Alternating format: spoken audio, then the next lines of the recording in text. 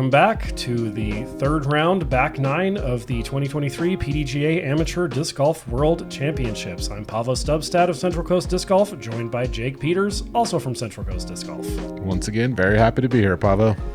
And we'll take a look at some cool slow-mo clips here from Keenan Dalton, including that tiny little frog or toad we saw there. Actually, I think it was a toad.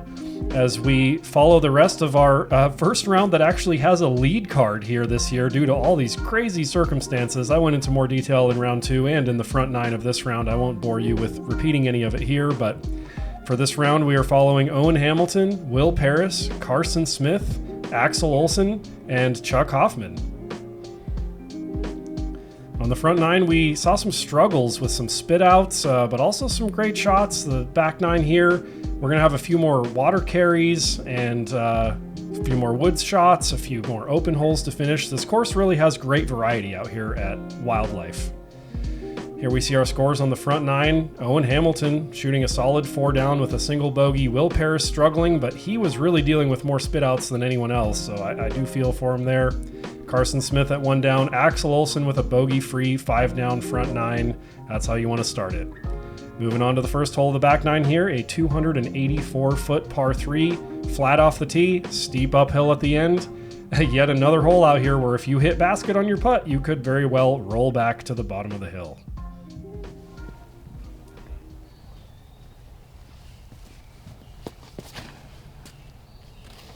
A little grip lock for Axel there. Punches through. Knowing Axel and how smart he plays, he'll probably just lay that up and accept the par, knowing that a birdie run is very risky with this green. Ooh. Oh, Ooh, wow. Release. Wow. Insane kick. That was some tree love. That was going into the thick rough on the left, and the tree was like, here you go, you can have a birdie putt anyway. Might be able to run that putt, too. Yep. Man. Owen just hitting the last one.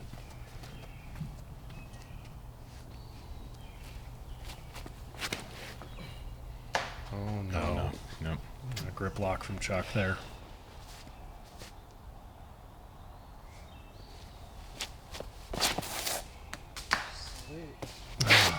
Well, I think the players were having some trouble with the slick tee pad on that one, as you could see by his reaction. True.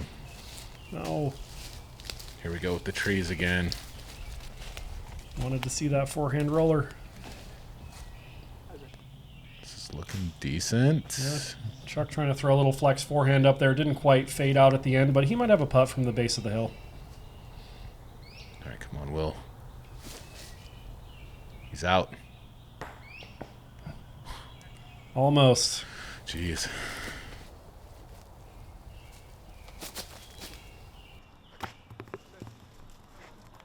Yep, Owen laying up. Smart play. And let's see if I was right about Axel. Does he lay up or does he run it? Oh, that was a bid. I think he was going for it. That was absolutely a bid. I was wrong. I guess he calculated the risk, and, you know, an air ball is going to be fine. It's only if you hit basket that you roll down the hill. You either want to make it or you want to miss badly. You don't want to miss by a little bit on a putt like that. Whoa. And look at how many people have slipped as his disc is rolling. Man. Yeah. Yeah, you can see how many players have struggled with this hillside earlier in the day. Mm-hmm. Sit. Oh, man, it almost happened to him twice. The tree was kind and the basket was not. Good putt. Yeah. Unfortunately, that was a bogey save. Yeah, here you can see the struggles on this muddy hill. Yeah, It was treacherous out there. Yep, it was nasty. You can also see that we're starting to lose daylight, and we are only on hole 10. For those of you who missed the front nine, I won't go into every detail here, but this third round started at 5:20 p.m., and since we have a five-some, chances are low of it finishing, so the players will most likely have to finish the following morning, just like they did for round two. The schedule of this tournament has been something else the whole time. Round one is really the only round that went to plan, and everything's been off course since then due to poor air quality delays and one lightning delay after another. And course changes, you know, that the PDGA tried to do to shorten play time, knowing that they had very limited windows of time where there was not lightning to allow players to play. It's been a struggle for everyone. Yep, quite the roller coaster out here. There is Carson's drive that actually wasn't great out of his hand, but got the great tree kick and left him with a birdie look after all. Moving on to hole 11, beautiful hole across the pond here, 378-foot par 3. There are some trees guarding the basket, so it probably plays better for a forehand coming in that gap on the left if you have the forehand distance for this shot. But you can also throw a high hyzer on the right and crash the trees, and usually you'll get through. That was not far enough right, and he is way left. Yep, he's way short as well. Yeah, too high.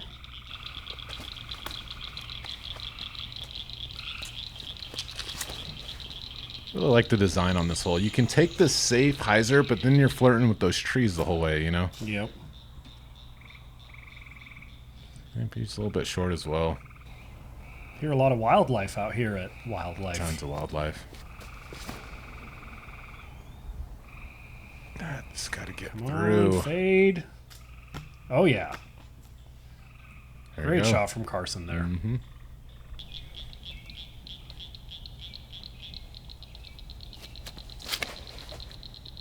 Ooh, that Chuck looks a swinging it way little out. too wide from Chuck, maybe. Oh, it's fading. Oh, did it make it across?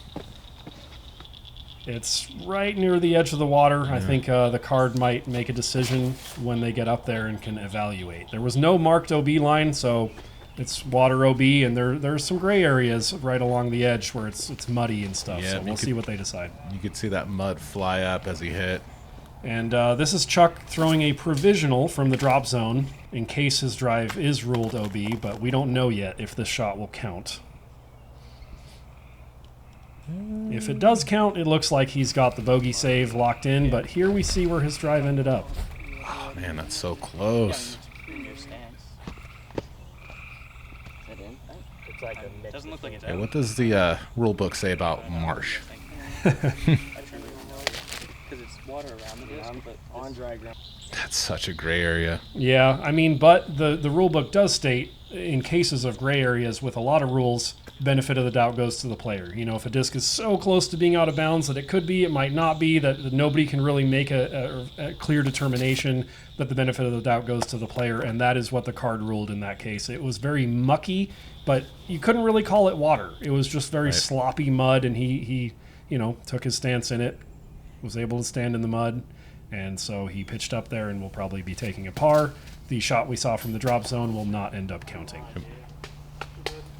A little high from Axel there. I mean, having to stand in that stuff's kind of insulting enough, right? Yeah, right.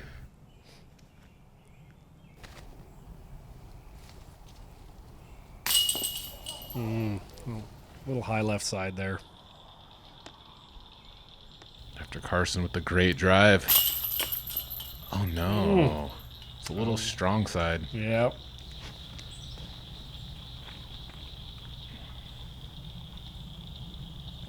Axel coming back for the par.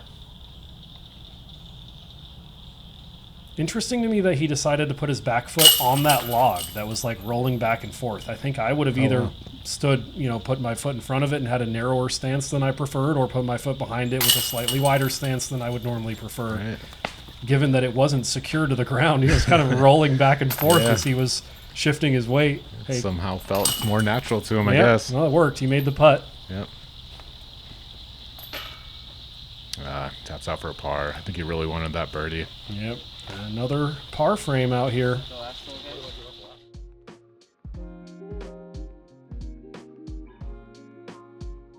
But even though he missed the putt, his drive here from Carson was the best of the group. I like that play. Yeah. Just go straight at it.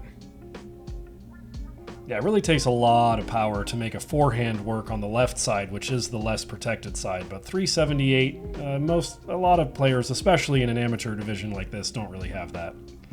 Moving along to hole 12, a 290-foot par 3. Nice, beautiful grassy fairway, but extremely thick rough on both sides of this, as you can see.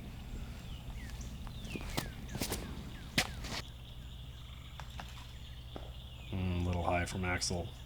This is a deceptively tricky hole for being only 290 feet. And it looks fairly simple off the tee, but you have that low ceiling to deal with late. Oh, no. Owen kicks into the rough on the right. Yeah, I was going to mention the same thing. I thought I'd see a lot more, like, perfect shots, but it just didn't really happen. It's hard to keep them high enough to make it to the basket while also keeping them low enough to miss that low ceiling that is so far into the flight. Very true. That was almost it. He just flipped it over a little too much. Oh, got a good little flare skip there at the end. I think the green is just off to the right there. He might have a long look for a birdie. Oh, that looks good. Big skip. He's in the rough a little bit, but man, that was almost it. That was pretty much the line right there. Just, I guess, had a little bit too much power on it, but that's the thing with a low ceiling. You got to give it snap so it carries far enough, since you can't give it height to control the distance. And oh no, Owen. Yeah, that rough is so brutal. We saw in round one Peter Green kicking in there, and he was able to pitch out in one shot, but Owen unfortunately tried to pitch out once, couldn't do it, so that there was his second attempt at pitching out. He is now lying 3, throwing his 4th shot, hoping to save a double at this point. Very punishing rough on this hole. Yeah, he's up there with a look. Yep.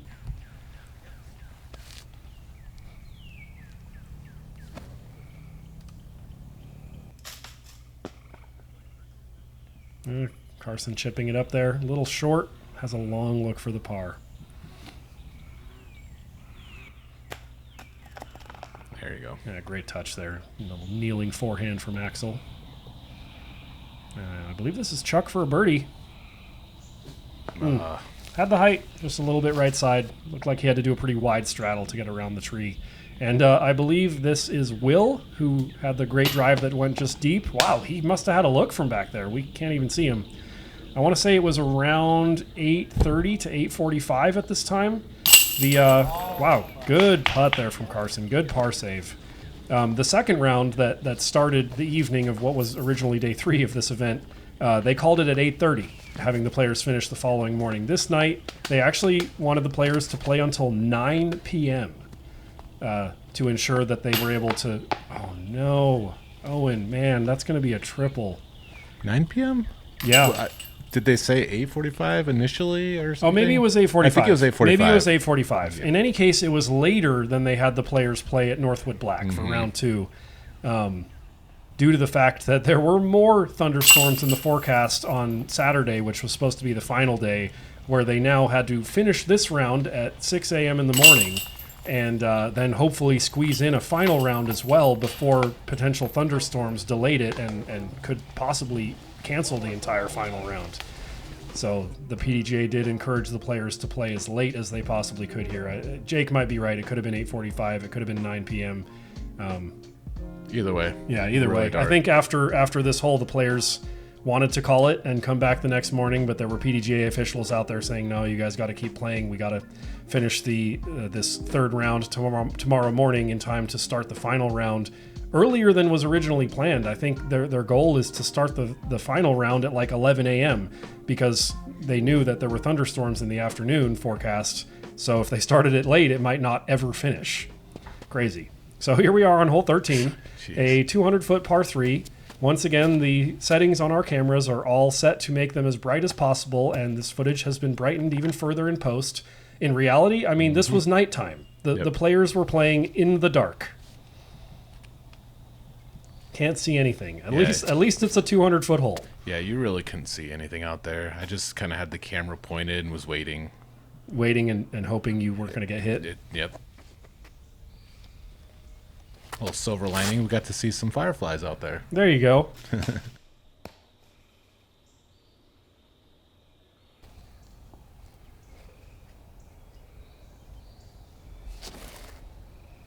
Yeah, not much to say about these drives. Everyone's just chipping up a little forehand hyzer. Yeah, this one, let's see, how many birdies? 83 birdies in this one. What was the average? Like half a stroke under par? Yep. 0.45 under. Yep, makes sense to me. Right. Chuck with a long look for birdie here. I guess he missed. I can't even see the basket, to be Right. honest. I didn't hear chains. So. Yeah. All right, Owen. Oh, just right side. There it is.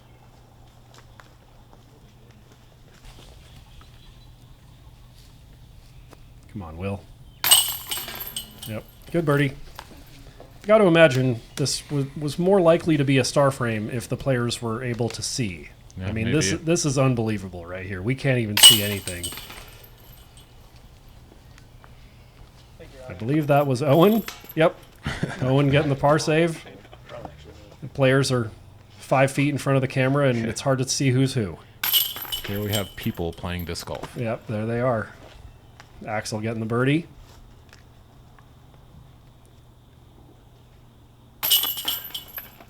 Carson getting the birdie as well. I tried to. And Chuck, dressed in all black, making it even harder to see who he is. Guys, the easiest Getting way the out par. here is this way, up 15, and then for 3. All right. Well, at this point, the PDGA called the round. The players went home for the night and were told that they were resuming at 6 a.m. the following morning, 20 minutes earlier than the Northwood Black round was resumed. And we'll be right back, and when we are, we'll be able to see again. Ledgestone. Every summer, hundreds of disc golfers flock to the greater Peoria, Illinois area to compete in the sport's richest and most charitable event, the Ledgestone Open. But what does Ledgestone look like for the rest of the year? On the surface, Ledgestone is one of disc golf's leading retailers. But look a little closer and you'll find a group of motivated individuals providing the best possible service to the disc golf community. So whether you're building a bag, wanting to support your favorite pro, or looking to add to your disc golf wardrobe, choose the retailer that's as passionate about the sport as you are. Choose Ledgestone. While I do have a lot of different versions of the Thrasher in my bag, the main go-tos are those Thrashers that I got when I first joined the team. And that just tells you how consistent those stock runs are. And here we are on hole 14, 360 feet. Nice pond carry to start the day at 6 a.m. It was actually, when we woke up to film this round at around 5 a.m., there was lightning happening, and we were worried that it wouldn't even start at 6 a.m. as it was originally planned, but you can hear it's still raining lightly at this point, but the lightning stopped. The players were able to start. Ooh, good shot from Axel there. Barely sticking the shoreline, almost going OB. But the players were able to start at 6 a.m. as planned. There was actually really crazy lightning when we woke up that morning. It was insane.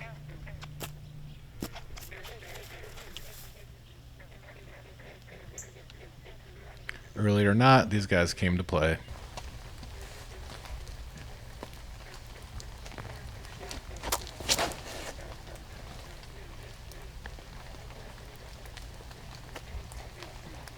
Oh no. Yeah, he didn't quite make it there.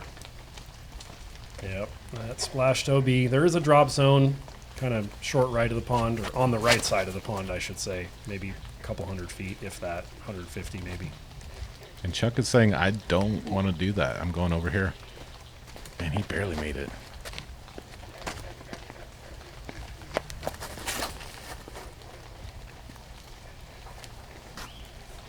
Good looking hyzer from Owen. No chance of going OB. Yep. Good shot. The safer you play the drive, though, the scarier the putt is. Yeah, right.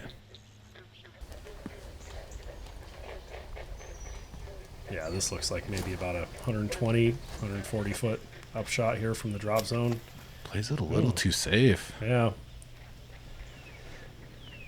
Yeah.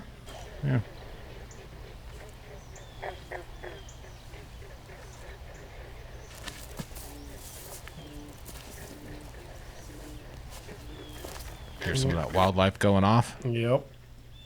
Man, this is a scary putt. And this is for bogey at this point. All Very right. nice. Let's go, Will. A miss there could have really snowballed this hole where he already went OB off the drive. Yeah. That miss there could skip off the basket and go in the water. And he Shades focused of up. Shades of Peter Green. I don't know. Oh, no. I hate to mention it, but we all saw what happened Yeah, to that poor guy. Peter.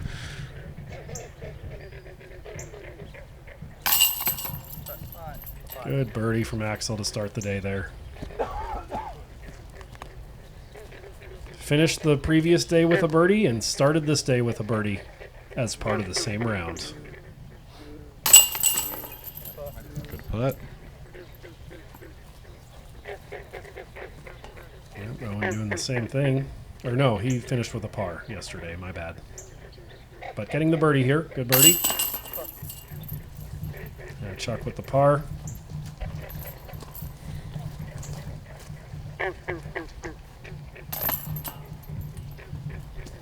Carson with the par as well.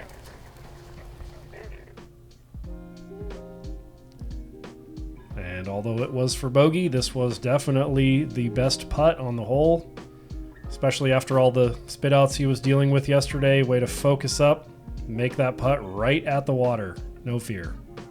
Good bogey save. Moving right along to hole 15, par 3, 345 feet.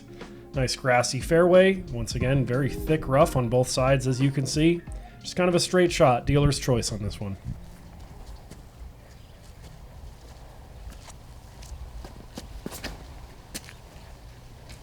Oh, too high. Whoa. Uh-oh. We're back to these foggy conditions.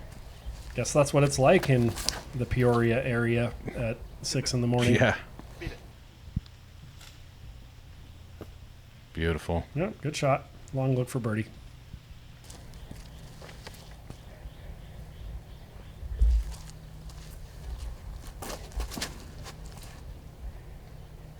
Missed that. Oh, yeah. Carson lacing it. Great shot from Carson. Something about hyzer flips, man. I love watching those. Yep.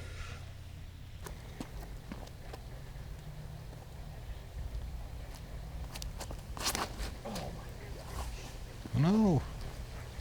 Now that we're not playing at night, Chuck decided to wear much more bright clothing so we can see him in the daylight.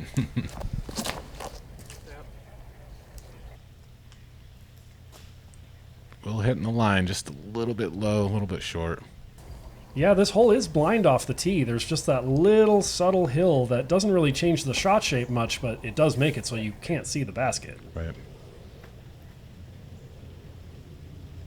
Yeah, a little short there. Yeah, not terrible, not great. Have a long look for the par. Let's see if Axel can get up there and save the par. Touch forehand flex shot there. Fades a little early. Yeah, left it a little short. Yep. I mean, I know I wouldn't be great at playing disc golf at 6 in the morning. Yeah. I'm definitely not a morning person myself, so I would imagine some of these players, it's probably the same. And here's Axel for the par. And he's bogey-free up to this point. Tester. Oh, sneaks it in. Great putt. Great par save, Axel.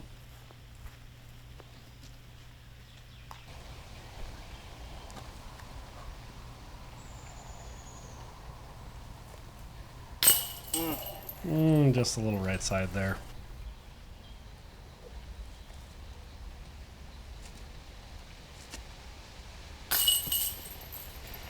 And just a little left side for Chuck. I feel like we've seen that a lot this round. One player misses on one side, and then the next player misses on the other side. Right. Carson looks focused. He looks very focused. Oh. Tiny bit left, tiny bit right, tiny bit high.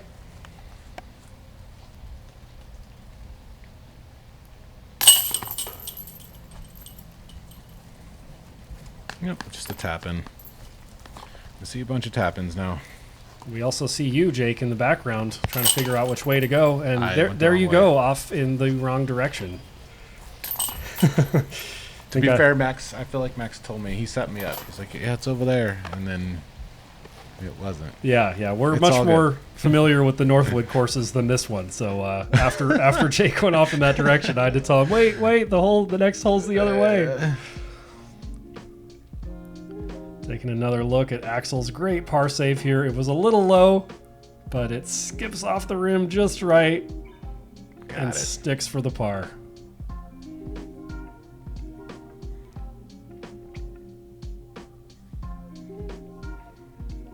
And as I mentioned in the front nine, this is a very slightly modified layout here at Wildlife with 2 holes that are played from shorter tees than they played in round 1. One of those was on the front nine. The other one is this hole right here, par 3, 288 feet from that short tee up the hill here. Still plays a lot more than 288, but at least it's more birdieable from this 288-foot tee than the 435-foot tee that we saw in round 1 back behind this one up the hill, where we actually saw 0 birdies in round 1. Yep. It's going to be much more doable. Still tough, though. Yeah, very technical line and very sloped green. Lots of rollaway potential. I feel like a broken record on this course saying that over and over again, but it is kind of the theme of at least the wooded portion of this course.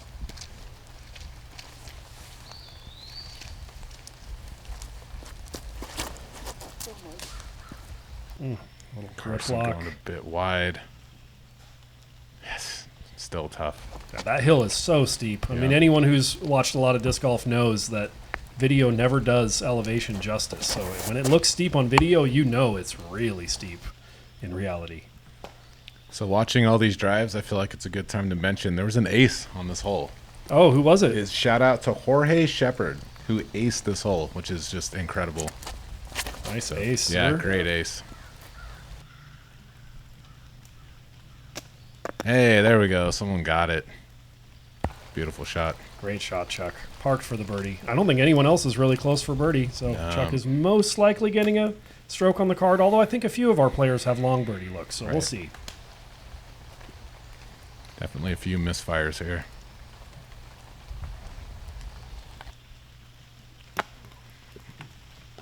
Good up. Yep.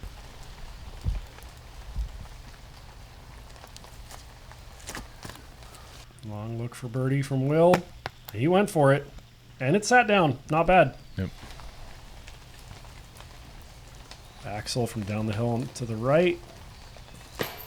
Oh, almost had it. He was closer than I thought. It looked like he was a little farther down the hill when It we did. saw the drive. I'll take his par. This was one of the most treacherous holes on the course. I mean, we did have more rain overnight, so all the dirt got very muddy and slippery. You can see Yeah. Carson struggling with his footing here, despite that it's not that sloped You're right. around the basket. It was just very slick mud. Awesome birdie. Oh yeah, right. Good birdie from Chuck there. Getting a stroke on the card. Everyone else taking pars.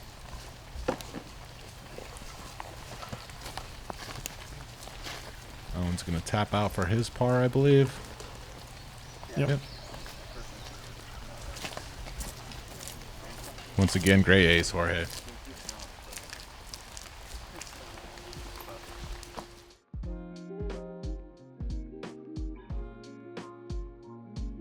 You can see by his eyes there how steep uphill this tee shot is. He's looking where he wants the disc to go, and that is up. Oh, yeah.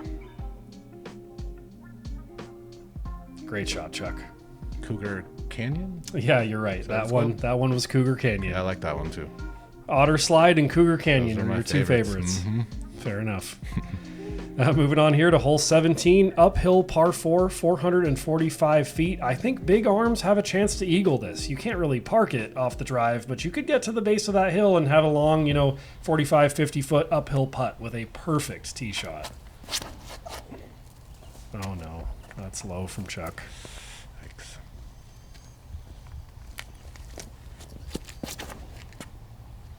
Ooh, that looks good That from is Axel. the one. Come on. Skip over there. Oh, yeah. Yep, base of the hill.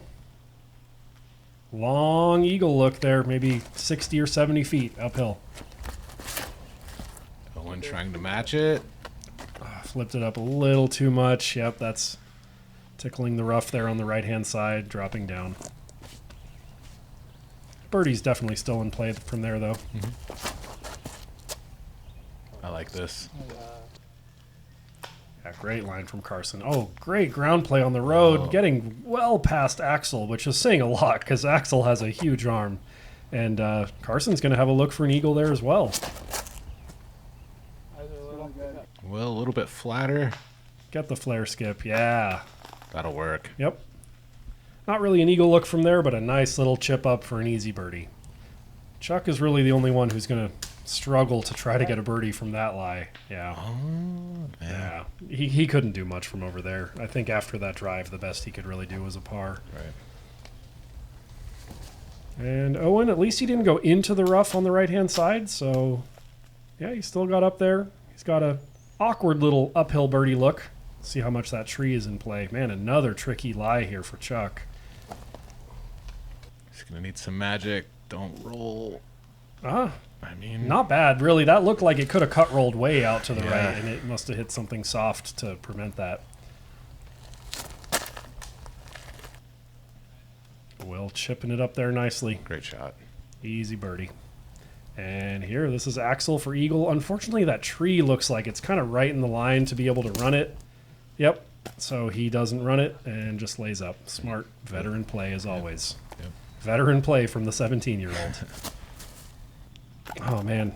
Same situation for Carson. I really wanted to see someone have an eagle bid at this, and I kind of feel like both of them would have given it a run if that tree wasn't right in their line. Right. Yep, Chuck chucking it up there. I think that's going to be a bogey for him. And this is Owen for a birdie.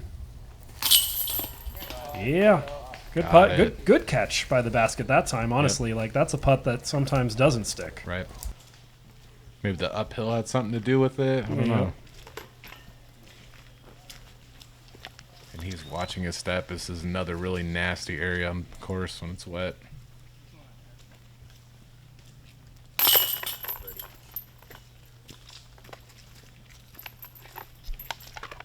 Yeah, good birdie from Axel. Good birdie from Will.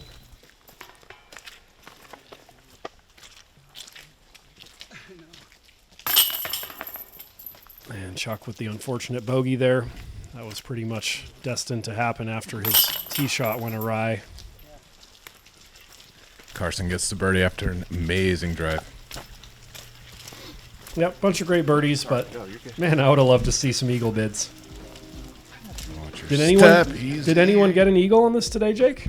Seems very eagleable. What is that, 17? No. No eagles. A lot of birdies, 40 birdies. Yep. Played just over, or just under, sorry, par. Yeah, just under. Wow, I would have. Well, the rough is punishing. That's True. probably why it's so close. If you get clean, it's an easy birdie, but if you don't get clean, it's easy to bogey. Final hole here, hole 18, par 4, 663 feet OB beyond that road you see to the right, basically at the line where the tall grass is.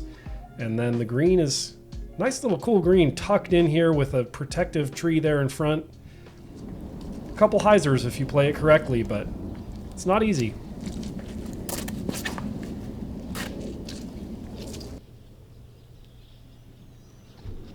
Good looking shot from Axel. Oh yeah, That's pretty ideal. perfect landing zone. You could actually see the couple players up there on the chase card. That's the nook that he's going to be trying to get into on the second shot.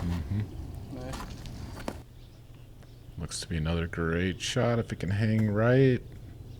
Not bad. That's not bad. It's a little bit tucked on the left side, but you just go a little bit higher with your second shot and you can still get left enough.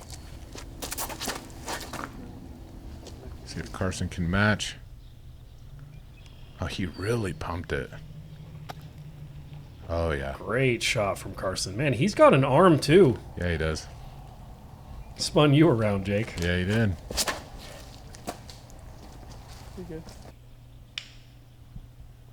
Oh, yeah, these guys are just mashing it out there. Bunch of excellent drives so far. Let's see if Chuck can do it too. Those are quick. A little more straight off the tee. Nice shot. Perfect. It is definitely the second shot that is the demanding part of this hole, though. The first one, all you got to do is not turn it over and go OB, and you're pretty much all right. Yep. This one's much more specific. Yep, Oh, that no. came in early. Or no, that was late. Late of the corner, I believe.